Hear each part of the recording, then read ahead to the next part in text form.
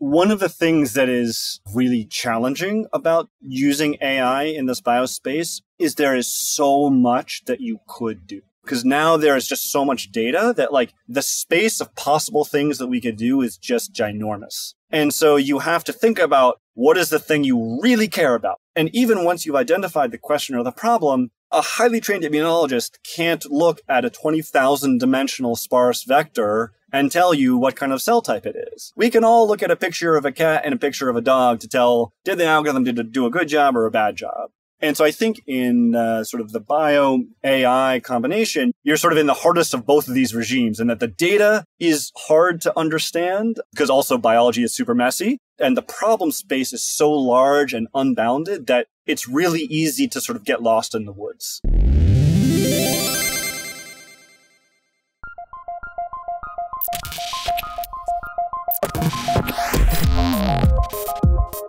Welcome to Practical AI, a weekly podcast making artificial intelligence practical, productive, and accessible to everyone.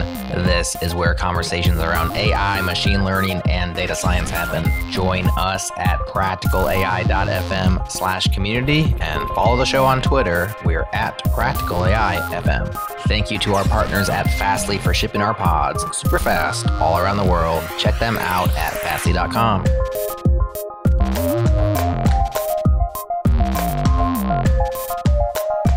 Welcome to another episode of Practical AI. This is Daniel Whitenack. I'm a data scientist with SIL International, and I'm joined as always by my co-host Chris Benson, who is a tech strategist at Lockheed Martin. How you doing, Chris? I'm doing very well. We've just come across summer solstice. We're into summer. We got hot weather all over the United States. And yes. So I'm just figuring we need some hot AI topics to go with that. So some hot AI topics. If we're burning up 24 hours a day, we got to burn up with some AI too here. Good one. I don't know many things that are maybe hotter than sort of AI applied within healthcare or within pharma or within genomics. I just saw actually today, I saw a tweet of someone who just released the first open source version of AlphaFold, the protein folding thing, and that's pretty cool. And so, yeah, we're really privileged this week to have someone who's an expert in the field of AI as applied to immunotherapy and genomics. We have with us Drossen Wolfson, who is the director of machine learning at Immunai. Welcome, Drossen. Thank you. So good to be here. Thanks for having me. Yeah, for sure. Well, maybe before we sort of jump into your specific work and some of the things that you're doing at Immunai, maybe it would be good from an expert in the field to just hear a little bit about like how have you seen AI sort of creeping its way into immunotherapy or maybe applications to like genomics or this sort of field. How have you seen that history progress and where are we at right now? Yeah, so it's actually sort of crazy to think about it. So it's my first introduction of AI and genomics was about a decade ago when I was in graduate school and I was studying statistical, methods for understanding epilepsy. So something very different than immunotherapy. But I saw a bunch of papers starting to explore microarray data. What microarrays are is basically you want to run an experiment on a 96 well plate often. And so you get to profile 96 genes. And all of a sudden we were able to measure 96 genes in a single experiment, in a single little well. And the sort of AI people were going crazy about this because it was this brand new big-ish, now we would call it like small data, but back then it was big data. This is sort of maybe 2010 or so. And people were using this really rich data to start to both to test new, statistical algorithms and ML models, and also to try to understand, associations between genes, which finally we were able to measure enough genes and proteins that we could actually sort of start to peel these back. And I just always thought it was so I was like kind of wish that I could like get into that area of like getting to microarrays but then I sort of my path took me elsewhere, and And then, fast forward 8 or 10 years, and all of a sudden, no one uses microarrays anymore because you only get 96 genes. And, meanwhile, now we can get, 20,000, all 20,000 genes in the human genome. And so I think the thing and the sort of high level story of AI helping understand biology over the last decade is this sort of intertwined story between algorithms getting better and more capable, and also our experimental techniques getting much better. And I mean, actually, I would say the experimental techniques, might even be getting better faster than the algorithms, because we're just able to profile so many more cells and genes and aspects of biology. And here I'm just talking about one small area of the larger biological understanding landscape, and we can talk a little bit more about others. But I think this sort of this is the exciting piece about our field, is this sort of racetrack of both the experimental techniques and also the computational techniques sort of like racing against each other. It's interesting that you say that, and we've heard that from other people in other fields, but just the acceleration you get from kind of like, this is a whole new tool set. We've been doing this for a while in this, but if you look at the scheme of these fields that it's being applied to, it's getting new tools and figuring out how to use them effectively.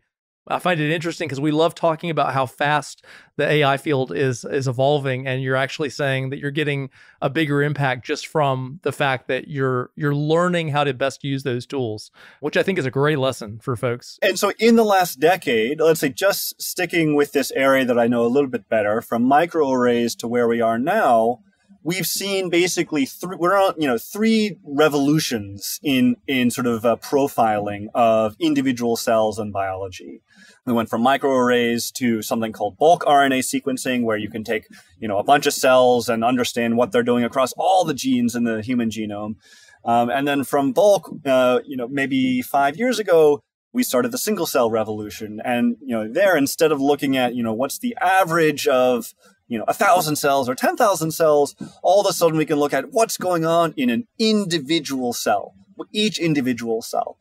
And that is tremendously exciting. And there's a lot more that I could go into, if we want to go down this route of sort of the single cell profiling opportunities we have. But this is, as I said, just one area of biology that has sort of been revolutionized by just the data capture that we've been able to perform in the last decade. And it's the data that's the thing that's driving it that I'm most excited about. Sort of, I think about like, what does the next next decade look like?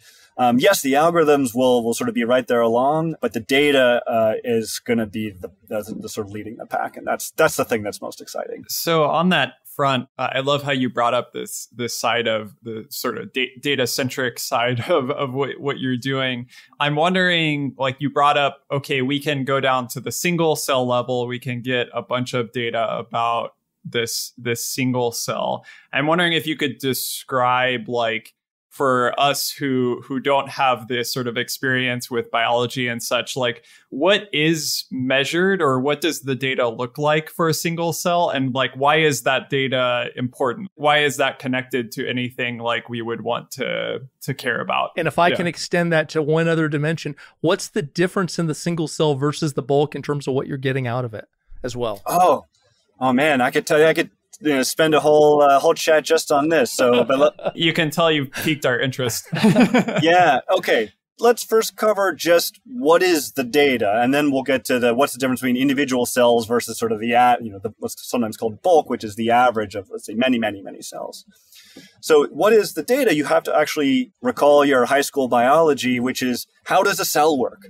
Right. Okay. So let's. I remember the walls and the exactly. Labeled different ways. Yeah. This is why it's wonderful. It's like actually all of this is relevant. So you've got DNA, and the DNA is like your master set of instructions for a cell. But you don't crack the master set of instructions every time, right? So normally when a cell needs to do its thing, it just needs a page here, a page there, it needs to make a bunch of copies from your master set of instructions, okay? So you can think about, there's a process that's making a bunch of individual copies of individual pages, and then it's giving those copies of, okay, here's how to make this protein, or here's how to make that protein to some factories. These factories are called ribosomes. And the ribosomes are the things that actually take the copies of instructions for individual proteins and actually make the proteins. So with that, so just covering that, there are three things you can measure right there. You can measure, one, what pages are you copying in the master set of instructions, or what, think about it what page is the master book open to, so that you're, about to make some copies on. Imagine that you could then say okay, what are all the loose pieces of paper floating around that are encoding proteins that we care about? And that's going to tell you something about what a cell is doing, but basically what instructions is it passing around to its factories. And then you can also observe, okay, what's the product of these ribosome factories, the proteins, what's coming out? How can we measure how many of this kind of protein or that kind of protein? And so you can measure all of these, and they're all complementary. So, you can measure some proteins a little bit better, but you're not every RNA molecule. So basically the middle thing, which are these individual pages that you're sort of copying from your master book, this is what's called messenger RNA. And messenger RNA are these little pieces of instruction that tell ribosomes, okay, here's how to make this protein. They code for a specific protein.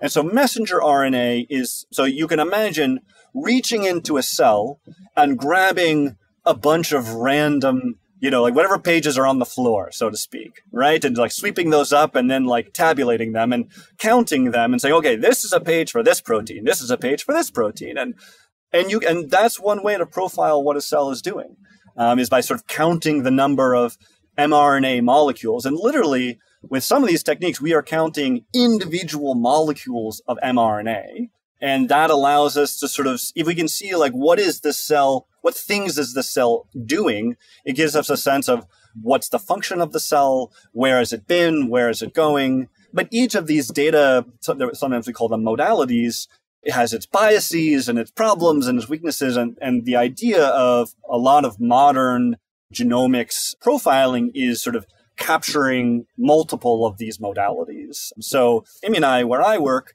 we actually have a technique that sort of can capture all three at the same time, and they sort of complement each other well.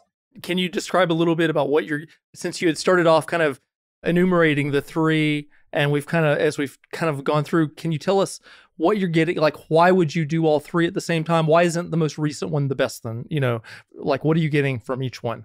So each has its trade-offs and benefits, right? So let's take the simpler example of what's called RNA-seq, which is basically these individual copies of RNA. So in this, you can actually count up the molecules of RNA, and you can see, you can basically get an expression profile for every gene in the human genome. Usually about 20,000 genes actually have activity here. And so you have amazing scope in covering the entire human genome in a single readout. But the trade-off for that is that 90% of the sort of counts, basically what you get here is, for each, now I'm talking about, let's say a single cell, for each individual cell, you get to count how many molecules of RNA for a particular gene did I observe. And the problem with RNA-seq, at least single-cell RNA-seq, is that 90% of the genes have zero counts, because you just can't observe all of these molecules of RNA. And so, you got a lot of zeros you got to contend with. It's a very sparse readout. So let's contrast that with proteins. So proteins, which basically can exist both within the cell, but especially on the surface of the cell, are what traditionally for the last 50 years, biologists have used these proteins to characterize and identify biology, certain cell types. So in the modern era, I can say choose 100 proteins to profile, or maybe 200. And I sort of choose them carefully, and often I choose them so they capture all the biology that I would want to measure. And for each of these, I get a pretty high quality readout. The data is high quality. but it doesn't cover all the possible proteins. I just have to like place my bet. And so sometimes what we'll do is we'll say, okay, I want to use the proteins to identify, let's say, cell types, or to identify which cells are dead or alive, or, there are many things you can do. And then I'm going to use the RNA to identify what's going on like under the hood in the cell. And that I may not be able to as clearly see with all the proteins. But sometimes I can say, okay, I really don't care about all the stuff that's going on under the hood. I just want to know, is the cell really energized to go kill some tumors? Or is it feeling exhausted, from, just coming off the field of killing a bunch of tumors? And, sometimes there are a couple of individual surface proteins that, that we know about that will indicate the sort of state of the cell. So it's sort of like you have this menu of things you can read out from a cell. And you have to be very thoughtful about choosing, okay, what are you going to read out here or there? And there are lots of other very interesting trade-offs because, each of these modalities has a cost. It has a cost in money. It has a cost in human effort. It has a cost in time. So I could say, okay, would I rather have, 1 million cells of this sort of single cell RNA-seq data, or 200 proteins worth of data for each individual cell? Or would I rather have 5 million cells with just 10 proteins?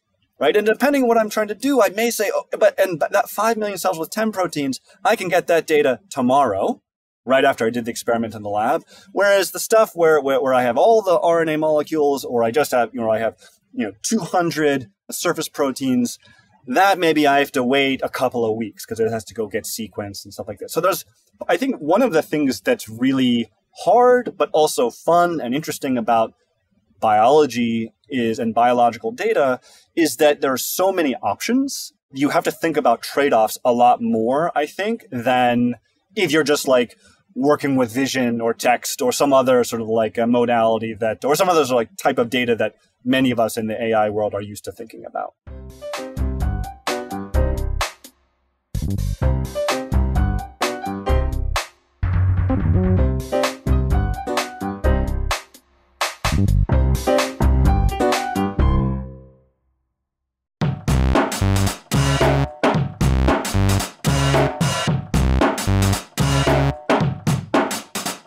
So we've talked a bit about cells, we've talked about genes, we've talked about this sort of like measurements within a single cell or bulk.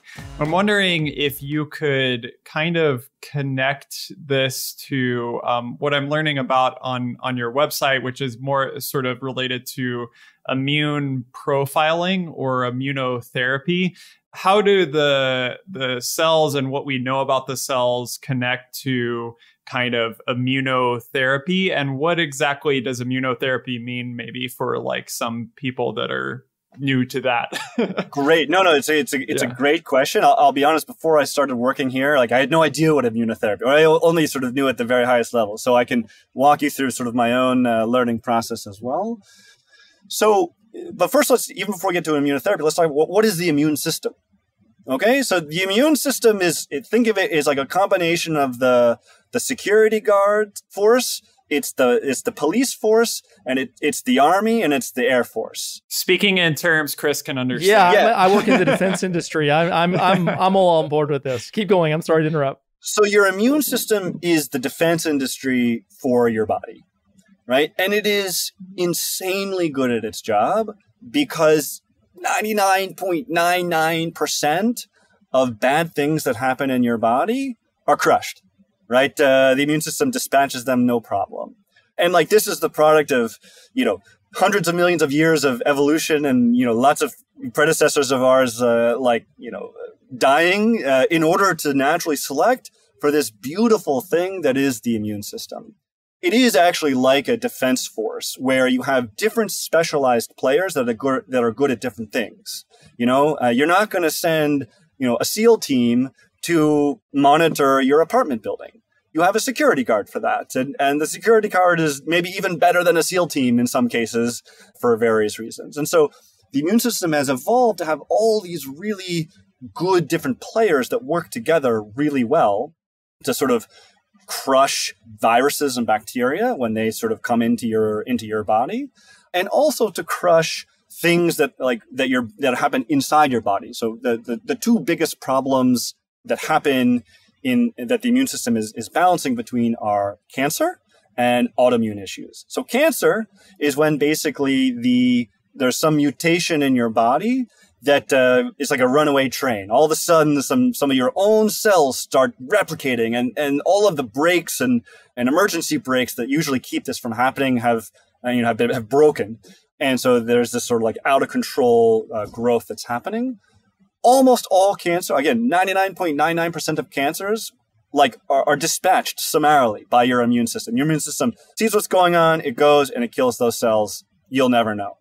At the same time, in autoimmune issues, what's happening here is the immune system is sort of like going overboard, right? It thinks there's a problem, but there's actually not a problem. So it's just attacking sort of like civilians, like healthy cells. And this is also very problematic. So I'd say the immune system is this wonderful balance, checks and balances. And there are lots of cell types that sort of work and signal to each other to keep each other in control. So what is immunotherapy? So immunotherapy is this wonderful sort of revolution really in oncology treatment that's really taken place, blossomed in the last decade, where we basically have realized that with just some very minor coaching, we can get the immune system to be way more potent at killing some types of cancer.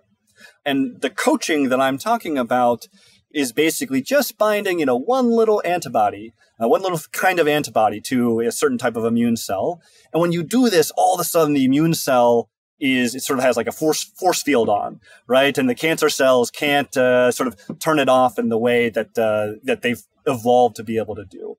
And so immunotherapy is really the art of coaching the immune system to be better than it already is. It's not anything, it's sort of using an existing tool just better and sort of, giving it the pep talk that it needs to go and fight the cancer. So I'm just curious, and I don't know if I'm going to ask this the right way, but, by putting in that antibody on that, which is essentially plugging it in right there, that's the light switch that the cancer cell would be flipping, on or off to have its impact. And you're just kind of taking that away. You're using your force field, or you're putting the kid's safety cover over the light switch, so to speak. Exactly. I like to think of it it's like putting that piece of tape over the light switch. There you go. So in the sort of technical term here in the immunotherapy literature is called immune checkpoint blockade. Okay. And so what you're basically doing is sort of putting that tape over the light switch that the tumor has evolved to be able to turn off your T cells. Your T cells are your main fighters. They're like your Marines or your SEAL team. They're like super elite, and they go in and they're killers. There are a lot of other immune cells that are involved but your Marines, they need an off switch, right? You don't want them running wild throughout your body. So that's why there is this off switch, and tumors evolve because in their ability to sneak by and actually sort of turn the off switch off when the T cell doesn't realize what's going on. It's kind of crazy that it really immunotherapy, they're in the first 5 years from, let's say, 2010 to 2015, they're really just a couple of targets. PD-1 is one and CTLA-4 is another. And just between the two of these, I can't tell you how many lives have been saved because of the cancer treatments that just these single two targets have enabled. I'm kind of thinking about, in my mind while you've been talking about what these things are, what the data looks like. I've been thinking of in the back of my mind about kind of how I would expect AI to fit into this. And, back or when I teach a workshop or something, often a common question is when should you apply AI to a problem and when shouldn't you? And I often put that in terms of scale and complexity. So it's very easy for a human to identify a cat in an image. It's very hard for a human to identify a cat in a million images, right? Just time-wise, even though that's a simple task for a human. But there's other things maybe it's certain time series forecasting, or maybe it's things where the data is very complex, language-related things or something like that, where it's very hard, the data, the problem is very complex for a human to even make a single inference, right? And so that doesn't even necessarily require scale. And here you've kind of talked about there's this it seems like there's complexity around the data on one side in all of these different things that you can measure selectively against single cells or bulk cells. But then there's like a whole complexity on the other side of like all the different ways the immune system works and its different, targets within the immune system. And I'm wondering if that's a good way to represent it, or like how you would kind of like make the case that like, or for the place, I guess, that AI fits within this problem set. So one of the things that is really challenging about using AI in this biospace is there is so much that you could do. Because now there is just so much data that like the space of possible things that we could do is just ginormous. And so you have to think about what is the thing you really care about? What is the question or the problem that really matters to you, and like go solve that. And even once you've identified the question or the problem, as you said, Daniel, like a highly trained immunologist can't look at a 20,000 dimensional sparse vector and tell you what kind of cell type it is. They can look at we can all look at a picture of a cat and a picture of a dog to tell, or a face, bounding box, and see what, did the algorithm do a good job or a bad job. And so I think in sort of the bio AI combination, you're sort of in the hardest of both of these regimes, and that the data is hard to understand and hard to sort of know what the ground truth is sometimes, because also biology is super messy, and the problem space is so large and unbounded that it's really easy to sort of get lost in the woods. Yeah, and I know in your website and some of the things I've read about, some of the things you're involved with, some of that involves like this sort of like transfer learning. I know like some parallels were drawn between like large language models, things going on in the NLP space. How do you sort of like chisel down to, like you said, there's so many things you could do. Immunai is specifically interested in immunotherapy. How do you go about like saying, okay, here's like the space of what we're interested in. Here's this really complex data. Here's a bunch of things that are going on in the AI industry more broadly to other types of problems. How did you kind of come into the place where you understood how to connect certain of these things, whether it's transformers or whatever, to the specific problems that you're thinking about? And maybe you could give us an example of one of those problems. Absolutely. So actually, sort of this was one of the founding insights that Lewis and Noam, our co-founders, identified, is that there's a lot of data being generated and a lot of problems being posed in the sort of immune system space. But none of those data sets and none of those problems are benefiting from other people posing really similar problems using really similar data sets, right? Each person is sort of doing it in their own narrow little lane. And I think one of the things that, especially with transformers and this idea of a foundation model, but it is sort of in the earlier part of, even back in 2010, 2013, people were talking about semi-supervised learning, where you train, an unsupervised model and then you fine tune it for specific tasks. And so what our founders realized is that basically there is this opportunity to do this transfer across tasks. And there's lots of ways that actually, like, this is essential in our world because of the multiplicity of data, modalities, and readouts, and different experimental conditions and contexts, right? So, in vision and text, I'm sure the people who do vision and text would laugh at me, but like, I like to say that they have it easy, right? Because all the images are, you got, they're all RGB. Maybe they have some different, focus or out of focus, or different sizes, but basically it's all the same. And text, you've got maybe some language differences, but fundamentally you can go and scrape all of Wikipedia and all of Reddit and get a pretty good data set from those two sources. And this is actually like what enabled a lot of the AI revolution of the last decade, is just pulling data from the web. Whereas in bio, instead of having a couple of really high volume sources of data, you've got many, tens or maybe even hundreds of smaller pieces of data. And so if you want to benefit from all of those smaller blocks of data, you have to have models that can that are more like Legos, right? That you can sort of like learn an embedding from, this data set over here and bring it to some new model that can benefit from, let's say, that embedding or that inference that you learned. And like we have not, at Immunai, I think we're doing a lot of work on this, and we're probably at the front of the pack, I would say, but we have not figured it out and no one else has.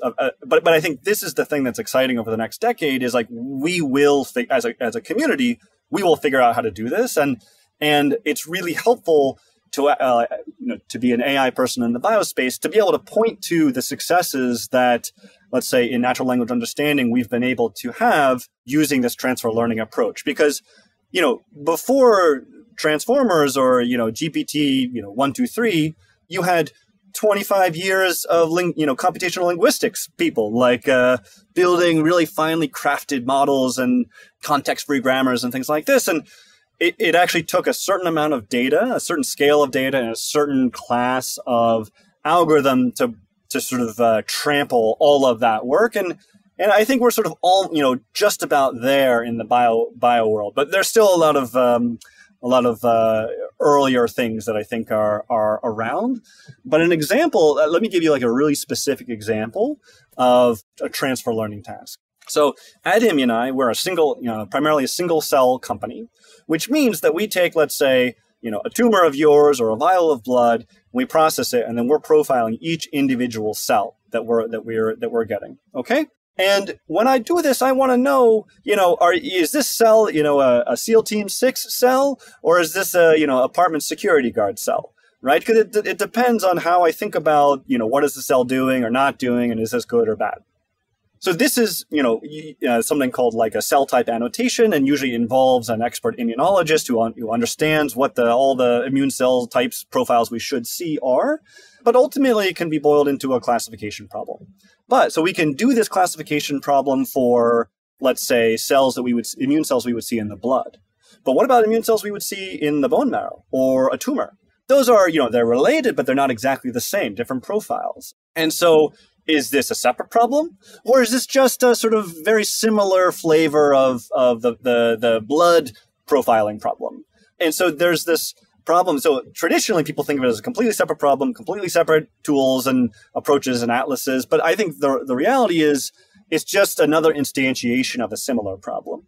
And then there are a bunch of other technical problems of like, how do I know whether this cell that I'm observing is one cell or two cells? Because sometimes the technical hardware, there can be two cells that sort of get smushed together, and you can't resolve them. So this is actually an interesting, technical, very in the weeds technical problem that you have to solve if you're going to do with this single cell work. And this is also like a simple binary classification problem.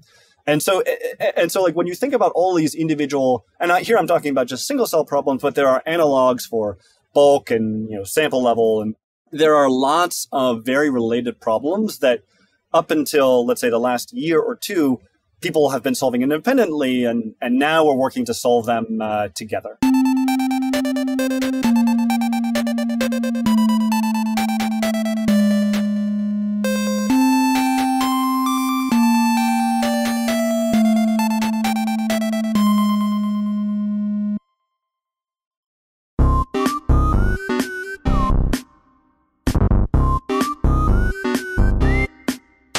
I'm pretty intrigued by this whole idea of a sort of a generalist approach to applying this kind of pre-training and transfer in like multiple domains with multiple modalities of data, something I'm personally really fascinated by right now. I'm wondering if you could describe this sort of like how you might approach pre-training and self-supervision for like biological systems, because I could think like in the natural language processing space, for example, I have like I know I have this text, I know this word goes here, and I can just remove it, and then I have a blank, right? Is that some of the inspiration for what you're doing in terms of pre-training, or how do you think maybe about self-supervision and what might be like the more relevant things to think about in the biological side? So in many ways, the single cell, and again, we're going deep on the single cell world because especially it's like what I know the best and it's what Immunai focuses on. in the single cell world, the sort of, you look at the trajectory of models and techniques, let's say over the last 5 years, like the field like literally didn't exist 5 years ago, or like it barely existed 5 years ago. 5 years ago, people published papers on 200 cells. Now we're publishing on 2 million. So just like the scale of the data in the last 5 years has enabled a certain new flavors of models that just didn't exist, we couldn't do before. But early on in the first couple of, 2-3 years, people trained autoencoders, paralleling sort of like the earlier work in both in vision and in text. And so initially it's just, train your autoencoders. Basically each cell is an observation, and you have, maybe you select the 500 genes or 5,000 genes that are the most variable or the most active for a cell, or maybe you do all 20,000, depending on how much data you have. And you run that through a bottleneck, and where you're just trying to reconstruct the gene expression. And then you take that middle bottleneck layer and you do something with it. Maybe you fine tune it for a specific task. Often people use it for data exploration, in an unsupervised way, that maybe like visualization or clustering and things like this. So this is sort of where it started. It's just now, in the last year, starting to happen where people are like, now we have enough data. Maybe we can and there's this like fancy transformer thing that I've been hearing so much about. Like maybe we can start building some of those.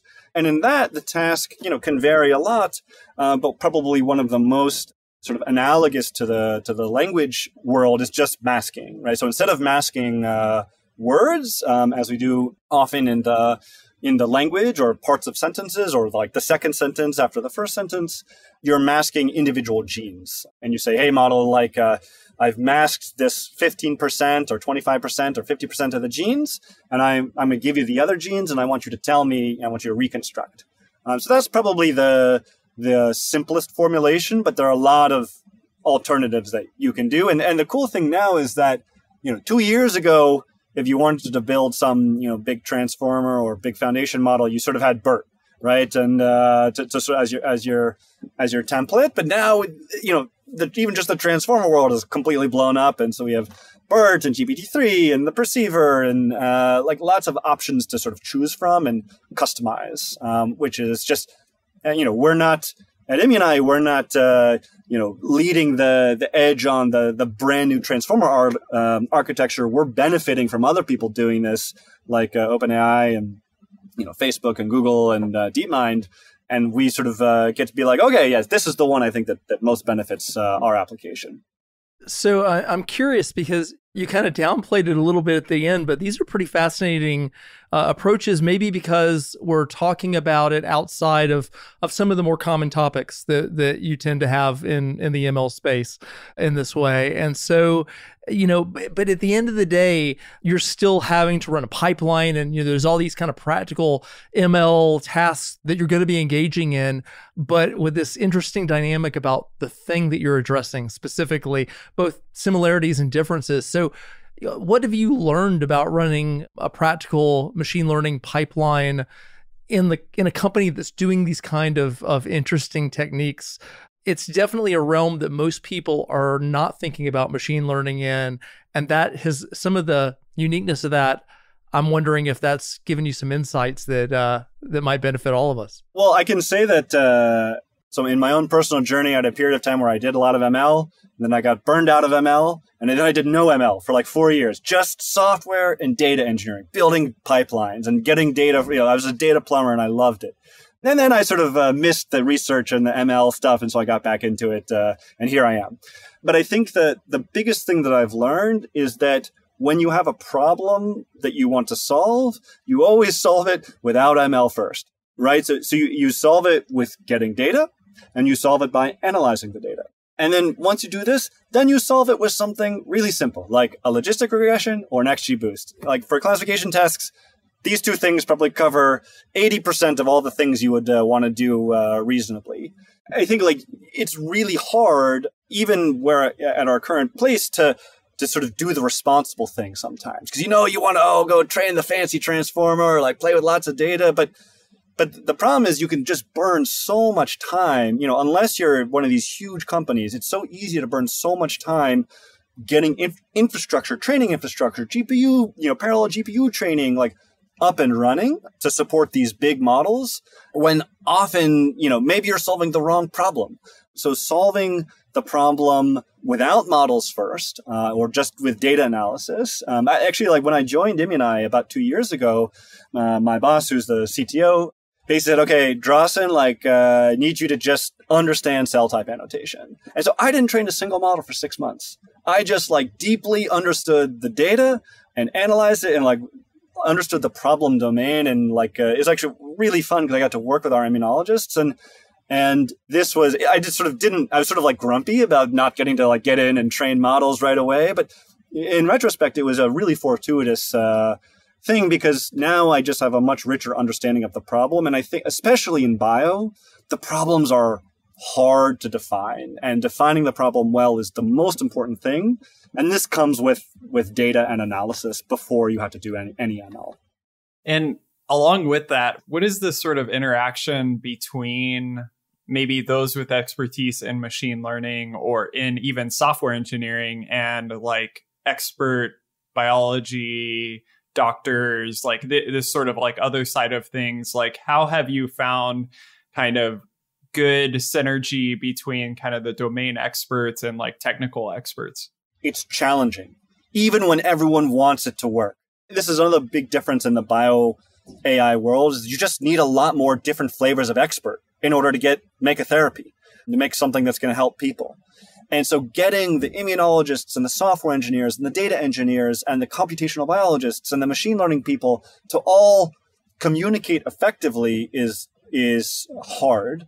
And the only thing that works is there are two critical things. One, you have to find people who are interested in doing this, right? Find people who like getting out of their discipline areas. And not everyone is interested in doing this, and that's completely fine. But I think in the bio world, you have to be interested in what the immunologists are doing and be excited by those problems rather than just wanting to make your ETL code, even better and more efficient. So finding the right people and the right team is critical. And also building the teams such that I like to think about it, my sort of a quantitative brain thinks about it overlapping Gaussian distributions, right? So each person, or really I think of it like a team, each specialty has, an area of, a higher density area of specialization.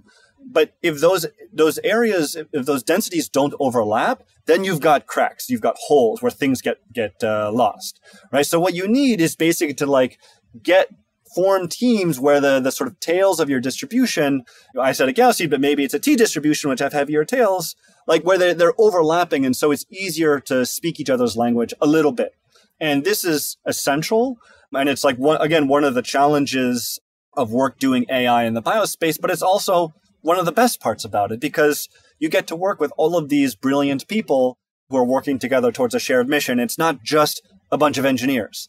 Man, I love engineers. I am an engineer, but I wanted to work with other people who are not engineers. And so it's been a learning experience for sure. But it's actually one of my favorite things about the company where I work, Immunai, and also sort of the field in general. It attracts these sort of hybrid people who like to sort of be in the marshlands or in the hinter regions of these different specialties. That was a perfect segue because we're kind of coming close to the end. And I want to ask you kind of where this is going, in the sense of not only your organization, but the field at large. You've said that you are working at least currently on single cell, but there's the work that you guys are doing, and there's the larger field. And it's a fascinating topic that's very different from, most of the folks that we talk to in terms of how you're applying it. And you're kind of having to pioneer not only the techniques, but the identification of the problem sets to begin with. And so where do you see both your organization and the larger field going over the next few years? What's possible here? So we're already seeing it. And what's going to be happening is, think of it like assembly lines, from patients and cells and mice to therapies in people, right? So the thing is, these are this is the beginning and the end of the AI, drug discovery, therapeutics, biotech assembly line. And what's happening is little pieces of this assembly line are being productized. And because we're getting enough data, we understand the problem well enough, they're not being solved yet, right? And we're far from commoditization, but they're sort of like coalescing, right? And so you're starting to see some companies saying, "Oh, we have the first fully AI generated therapy." And I will tell you, and I can tell you this, I feel okay saying this as an insider, there's a lot of like AI marketing that happens in the biotech space. In just about every industry, trust me. Yeah. But like, especially in the biotech where it's like white hot, there's a lot of AI, so is it really, AI fully controlled drug? No, there are a lot of people in the middle, but certain core components, the running of in vitro experiments in a petri dish, the understanding of which patients are good for which therapies. These things, we are starting to have enough data where we can actually, the problems are blossoming into well-founded problems on their own.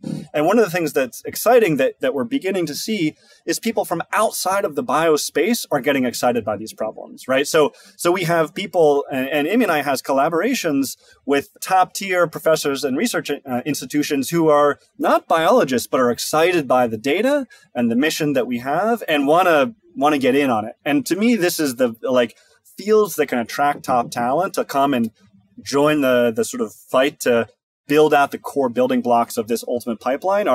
This is very, very promising. And so what I think we're going to see is just more maturation of the handful of problems that need to be solved in order to develop a therapy. And at Immunai ourselves, we are on this journey. We are, one biotech company. We're about 150 people, and which is tiny compared to some of the big guys, but big compared to some tiny biotechs. And we're trying to, be at the head of the pack here of identifying what are the problems that need to be wrapped up and solved cohesively. But there are a lot of people out there. No one company is going to do it. But I couldn't be more excited about the next decade. I think a decade from now, like my goal, and I think many people at Immunai and probably lots of other people in the biotech world, you look at HIV now. 30 years ago, a generation ago, HIV killed people. And they had months to live when you got HIV. And now it's a chronic condition, and in some cases we've actually been able to cure it. And I think that with cancer, we are this is within striking distance. We can do this, and AI is not going to solve this. It's not a magic wand, but the combination of AI, data, good people, amazing experimental methodologies. All of this is going to come together. Our better understanding of the immune system. I think over the next generation, I want to be able to tell my grandkids that I helped solve cancer.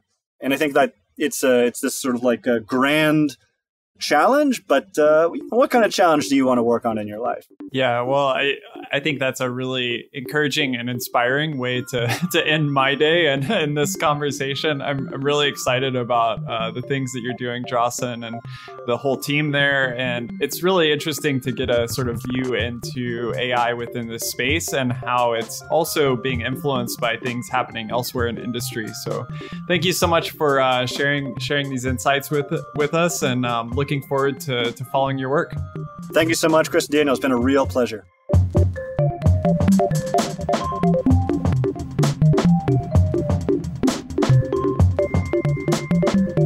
All right, that is Practical AI for this week. If this is your first time listening, subscribe now at practicalai.fm or just search for Practical AI in your favorite podcast app. We're in there.